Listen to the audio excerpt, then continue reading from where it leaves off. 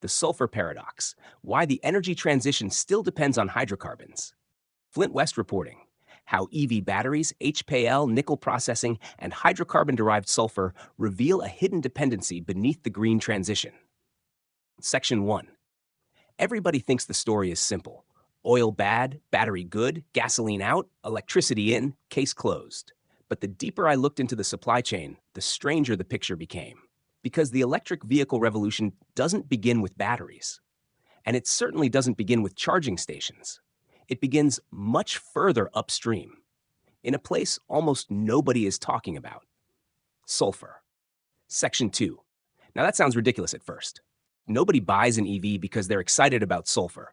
Nobody invests in battery technology because they're passionate about sulfuric acid. But reality doesn't care what gets the headlines. Reality cares about inputs. And one of the most important inputs hiding inside the battery supply chain is sulfur. Here's the chain. Sulfur becomes sulfuric acid. Sulfuric acid feeds HPAL. HPAL produces nickel. Nickel goes into batteries. Batteries go into EVs. Simple. But here's where the story takes a turn. Most people assume sulfur is mined because the world wants sulfur. That's not how it works. More than 90% of global sulfur production comes from oil refining and natural gas processing. Read that again. The overwhelming majority of the world's sulfur exists because somebody was processing hydrocarbons. Not because somebody wanted sulfur. Because somebody wanted oil, or gas, or fuel. Section 3. Sulfur is what I call a hitchhiker commodity. It rides shotgun. Nobody started the journey for sulfur. Sulfur just happened to be in the vehicle. And that creates a very strange dependency, because sulfur supply doesn't really respond to sulfur demand. It responds to hydrocarbon economics. You can double the price of sulfur tomorrow. That doesn't magically create twice as much sulfur. You need more refineries, more gas processing, more sour crude, more hydrocarbon infrastructure. The thing the world keeps telling us it's trying to reduce. Section 4. Now let's talk numbers.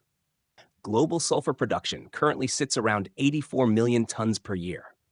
Meanwhile, HPAL nickel production is extremely acid-intensive. Producing 1 ton of battery-grade nickel can require roughly 10 to 12 tons of sulfur equivalent. Not sulfuric acid. Sulfur equivalent. Think about that for a moment. 1 million tons of nickel demand can translate into roughly 10 to 12 million tons of sulfur demand. That's not a rounding error. That's double-digit percentages of the entire global sulfur market. Suddenly, this isn't some obscure industrial side note. This becomes a macroeconomic linkage. And nowhere is that linkage more visible than Indonesia. This content is brought to you by Bobby Giggs. Promote your brand here and reach a wide audience across platforms like YouTube, Instagram, and Facebook. Follow the links in the description to get started. Section 5.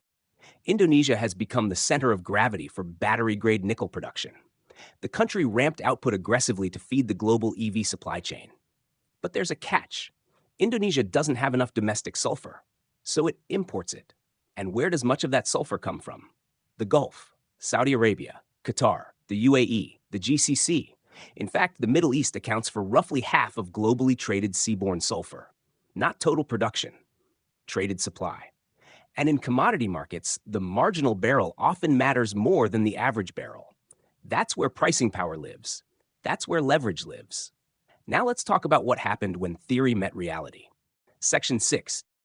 In 2025 and 2026, geopolitical disruptions tightened sulfur supply into Asia. Prices exploded. In some cases, they tripled. Feedstock costs surged. HPAL margins got squeezed. Some producers reduced output. Others idled lines entirely. Nickel costs rose. Battery costs rose. The chain reacted exactly as the theory predicted. Not because somebody ran out of nickel, because sulfur became expensive. The invisible ingredient suddenly became visible. And that's what makes this discussion important. The public narrative says less oil equals less dependence on hydrocarbons. The industrial reality says not necessarily. Section 7.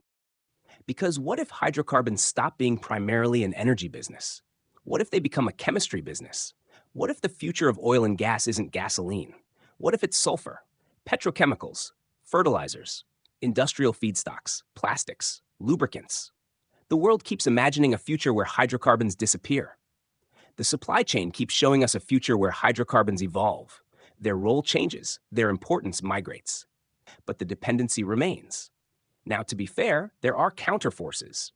LFP batteries are growing rapidly, sodium-ion technology is advancing, recycling will improve, alternative processing methods may emerge. All of these can reduce pressure on the nickel-sulfur pathway, and they probably will. But that's not the point. The point is that industrial systems are interconnected, far more interconnected than political slogans suggest. You cannot simply subtract one component and expect everything else to remain unchanged.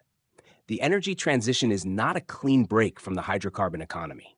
It is a reconfiguration of it. The world may burn fewer hydrocarbons, but it may continue to depend on them for the chemicals, materials, and industrial feedstocks that make electrification possible. That's the paradox. The green transition is real.